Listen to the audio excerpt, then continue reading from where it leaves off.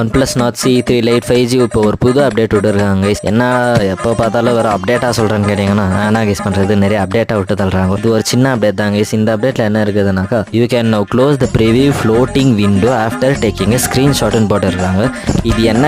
இது என்ன சொல்ல வராங்க நியூனுங்களுக்கும் தெரியல, அதை படிக்கிற எனக்கும் தெரியல, கூகுள் அசிஸ்டன்ட் கிட்ட கேட்டால் அதுக்கும் தெரியல. நீங்கள் என்ன தான் சொல்ல வராங்கன்னு பார்த்தீங்கன்னா, நீங்கள் ஒரு ஸ்க்ரீன்ஷாட் எடுக்கிறீங்க, ஒரு ஃப்ளோட்டிங் விண்டோ வச்சுட்டு ஒரு ஸ்க்ரீன்ஷாட் எடுக்கிறீங்க, அந்த ஸ்க்ரீன்ஷாட் எடுத்துட்ட பிறகு அந்த ஃப்ளோட்டிங் விண்டோ க்ளோஸ் பண்ணிக்கலாமா. இதெல்லாம் முன்னாடியே இருந்துச்சு, இதெல்லாம் அப்டேட்டில் எதுக்கு விட்டாங்கன்னு தெரியல. நெக்ஸ்ட் என்ன அப்டேட்னா, you can now customise the transparency of the floating window for calculator. நீங்கள் கால்குலேட்டர் யூஸ் பண்ணும்போது ஃப்ளோட்டிங் விண்டோவை கஸ்டமைஸ் பண்ணிக்கலாமா கைஸ்.